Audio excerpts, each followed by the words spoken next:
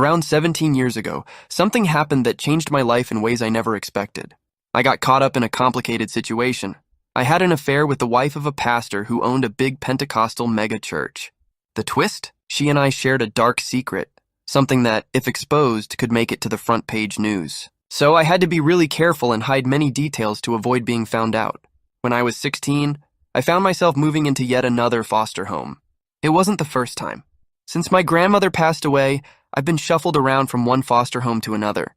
My mom unfortunately had a serious problem with drugs. The state took me away from her after I was born and gave me to the closest responsible relative, who turned out to be my mom's mother. Growing up, I never knew who my dad was. He could have been one of my mom's many boyfriends, but the truth remained unknown. After my grandmother passed away, my mom couldn't take me back. There were two main reasons for this. First, nobody could easily find her, and second, she was still struggling with drug addiction. Life in foster care wasn't easy. Each new home brought its own challenges, but I did my best to adapt.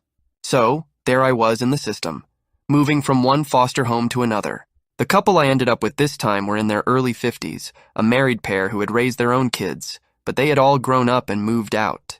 The house was big, a 5-bedroom house, and there were about 7 kids, including me. The couple, despite their own experiences as parents, were quite different from what I had encountered before. They were disciplined and professional. While they could show compassion at times, they also approached the whole foster parenting thing as a business. They didn't get too attached because, in their eyes, kids came and went around the house. It was a different dynamic from what I was used to. Living with them had its challenges. The house was well organized and there were rules to follow. They ran a tight shift, making sure everyone did their chores and kept up with their responsibilities. At times, it felt a bit like living in a structured environment, not just a home filled with warmth and attachment. But life went on. I adapted to the routines and rules, trying my best to fit into this new family dynamic. At 16, I found myself being the oldest among the 7 boys in the foster home. The couple who took us in had a unique way of managing things to maximize their profit.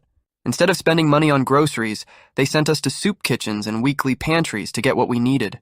It meant they didn't have to spend a dime on food, and their only real expenses were the mortgage and utilities for the house. Essentially, they were making a significant profit from running a foster home business with us. Because the couple saw us more as dollar signs than as children in need, we didn't have a personal connection with them.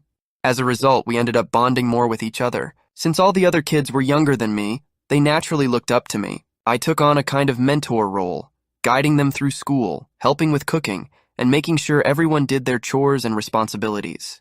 Despite the unconventional arrangement and the business-like approach of the couple, we formed a sort of makeshift family among ourselves. In the absence of strong connections with our foster parents, we found support and camaraderie with each other. As we continued to frequent the local soup kitchen, I met a woman named Mrs. Carol, fake name to conceal her identity. She was 36 years old at the time, and she often volunteered there with her husband James, who happened to be a local pastor. James was 42, and they would come together with their 2 children. A 5-year-old boy and a 7-year-old boy. I got to know Mrs. Carroll as we crossed paths at the soup kitchen every week. We would exchange greetings, and she seemed friendly and approachable. One day, while she was serving meals as usual, she encouraged me to come ahead of time to volunteer. She explained that they sometimes struggled to find enough people to help out. I was happy to volunteer and promised to come early the next time. True to my word, I arrived early for the next volunteering opportunity. I even brought along my foster brothers to help out. Our presence turned out to be more than enough assistance for them, and we gladly pitched in to serve meals and clean up afterward. It felt good to be part of something positive, especially considering the challenges we faced in our foster home. Mrs. Carroll's kindness and the opportunity to contribute to the community added a different dimension to my life. Mrs. Carroll appeared to be a really nice person. She always had a warm smile on her face, and I appreciated the positive energy she brought to our interactions. It wasn't until one day, after we finished serving meals, that I learned her husband, James, was a pastor. She invited me and my brothers to attend one of their church services. At that time, I was hesitant. I didn't have any personal connection with religion, and I had never been to church before. However, I held a positive view of Pentecostal church people because they had often been willing to lend a helping hand to me throughout my life. Despite this, I was still unsure about accepting Mrs. Carroll's invitation, even though she was persistent. After several more times of volunteering at the soup kitchen, I finally had the chance to meet James, her husband. He seemed to like me, appreciating my hard work in cleaning up the kitchen. I had energy and a friendly personality, which earned his approval.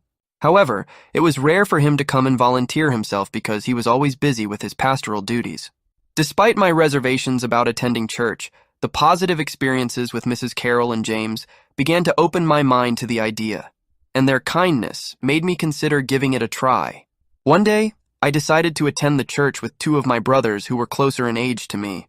We felt a bit out of place, wearing our casual outfits instead of the typical church attire.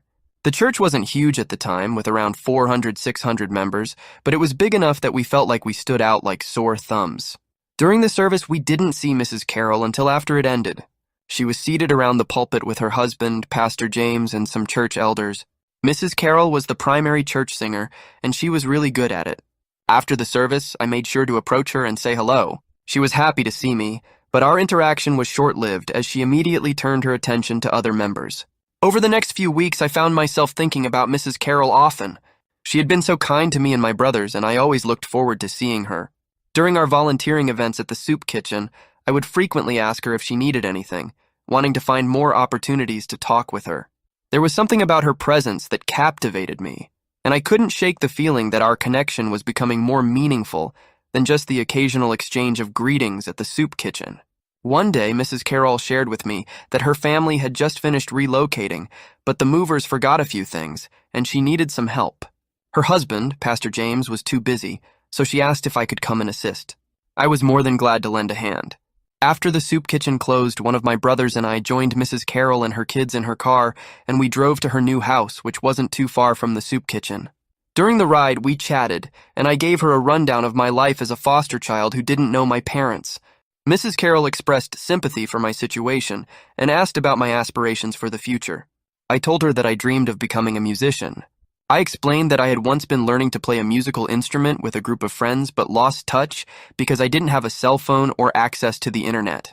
Opening up to Mrs. Carroll about my dreams and struggles felt strangely comforting.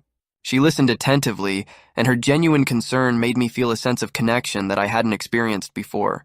After helping Mrs. Carroll with the move, she surprised me by taking me to Walmart and buying me a Nokia cell phone.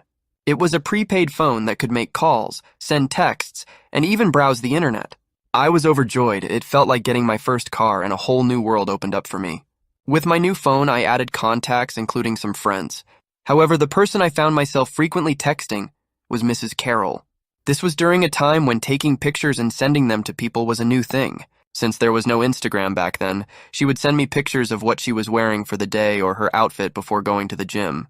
Nothing revealing or inappropriate, but I would often go over the top by telling her how cute and beautiful she looked, giving her all sorts of lofty compliments. She seemed to enjoy it, responding with more pictures at least twice a day. Our exchanges became a daily routine, our little secret, even though the pictures were not inappropriate. The more pictures and compliments I gave her, the more my feelings for her developed. It was an unexpected connection, and despite the innocent nature of our exchanges, I couldn't help but feel a growing bond between us. As time passed, what started as innocent exchanges of daily outfit pictures between Mrs. Carroll and me began to hold special significance. It felt like she was sharing something personal with me alone, even though it was just about her daily attire. As we continued our regular texting, my feelings for her grew, especially when we met during volunteering events at the soup kitchen. We started texting more than talking, and after each volunteering session, she began giving me innocent hugs. While these hugs were entirely innocent, they became the highlight of my day. The lingering scent of her perfume would stay with me, and I cherished that small connection. I found myself constantly thinking about her and developed a crush on her. With the money I saved, I decided to buy a jacket so I could attend her church and see her more often. Seeing her during the volunteering events wasn't enough anymore. One day when she sent me a picture, I decided to express something I hadn't said before. I called the picture sexy. Usually, after complimenting her, she would respond with a thank you. But this time there was silence. I became nervous, thinking I had messed up. To make matters worse, she didn't send me any more pictures for 2 days, as if to confirm my fears that I had crossed a line. Feeling uneasy about my previous comment, I decided to apologize to Mrs. Carroll in person when I saw her at the soup kitchen the following week. When we were alone and no one else could hear us, I sincerely apologized for what I had said. To my relief, she acted unfazed and gave me a look as if I was overreacting. She claimed to be fine with the comment, although her body language suggested otherwise. She wasn't as warm as she normally was with me. Strangely enough, the next day, she sent me a picture of herself. I vividly remember texting her, "You are a goddess. I wish you were mine." Once again, she didn't say thanks but sent another picture the following day. This time, her clothes were a bit tighter than usual, and it seemed unlikely that she would wear such an outfit outside. I commented on how sexy she looked, and from that point on, the pictures she sent became progressively sexier. However, they still left much to the imagination, never revealing too much or without clothes. It became clear that she enjoyed the attention I was giving her. Since I saw her kids every week at the soup kitchen, we became close and I played with them a lot. I knew them well. One day she asked if I could babysit because she and her husband had to go somewhere. I said yes. I played hide and seek with her kids and it was enjoyable. When she and her husband returned, they paid me. Back then, it meant a lot to me as I didn't have a job. I used the money right away to buy clothes I really liked because the ones my foster parents got for me weren't to my taste. We got really close, and sometimes she'd send me playful and flirty pictures that hinted at something more without showing anything explicit. I'd respond by telling her how I wished she was mine and what I wanted to do with her. She never replied with words, and we never discussed it. It was just something that happened in our text messages. One day I babysat for her. When she returned home, we played hide and seek with her kids. While her youngest child was supposed to find everyone, I hid behind the closet door in the dark. Mrs. Carol was looking for a hiding spot, and I couldn't tell if she didn't find one or just wanted to join me. So she decided to join me in my hiding spot, with her back pressed against me. We stood there as the romantic tension that had been growing for months was hard to ignore, and I started to touch her. She turned around and we started making out and filling each other. We only stopped when her kids called us. Riding my bicycle home, I was the happiest I had ever been, relishing the memories. After that, she stopped sending pictures, and I didn't text her until she asked me to babysit again the next week. When she returned, she got pizza for her kids. While they were eating, we discreetly went to the bedroom and got intimate. That was my first sexual experience. From then on, she would text me, and I would ride to her house even when I didn't need to babysit. We would lock the door and be intimate. Sometimes we'd stay in bed talking. She'd ask me not to tell my friends, brothers, or anyone else about us. We developed a close bond, and she shared that her husband was strict, only wanted missionary, and was always busy. We were intimate at least 3 times a week. I probably should have felt guilty because I was with a married woman, and not just any married woman, but one married to a pastor. I didn't care, I thought I was in love. I was almost obsessed with her, wishing I didn't have to go home and could stay in bed with her all night talking. But I had to leave because her husband was coming home. Our time together became less frequent, about twice a week. Fast forward about a year later, I had found a job as a cashier, and the babysitting job wasn't as often or for as long. During our time together, she never asked me to use protection. Then one day, while being intimate, we forgot to lock the door and her son walks in and saw us red-handed. I am not sure how aware he was, but he seemed to be a smart kid. We didn't know how long he had been standing there, so we jumped and tried to cover ourselves. She hurriedly asked me to leave, and I could see that she was panicked. It was the first time we'd been caught, and we'd been having a relationship for almost a year. From that point on, she started growing distant. She wouldn't send me pictures or invite me over anymore. When I went to the soup kitchen to talk to her, she said we should stop seeing each other. I couldn't get over her, so I kept texting her and showing up at the soup kitchen. Eventually, she stopped coming and I felt guilty, thinking it was because of me. I felt really hurt and abandoned, secretly crying for days. I looked at all the pictures she sent me like a lost puppy, believing I was in love with her. After a week of not seeing her, I decided to go to her church just to catch a glimpse of her. This was about a month after our breakup, and surprisingly, I found out she was pregnant. At the time, it didn't occur to me that I might be the father. I just felt relieved, thinking that maybe she stopped seeing me because she was pregnant, not because she had abandoned me like others in my life. I went back home and focused on my job and school. When I graduated high school, I left the foster home to join the Navy. During my time in the Navy around 2005, I started thinking about the possibility that I might be the father of her baby. Unfortunately, I had no way of looking them up. I concluded that her husband probably wasn't the father. As she had mentioned, they were not very intimate. She also told me that I was more intimate with her than she was with her husband.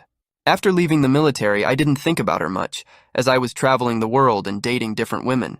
Eventually, I married a Japanese woman and brought her to the United States once my business started thriving. Recently, I looked her up on Facebook.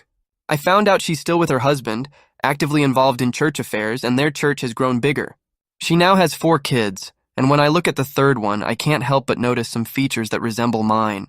However, I don't plan to disrupt everyone's lives by revealing this information. It could potentially ruin not only her life but mine as well. It feels like one of those things you take to your grave. What do you guys think I should do?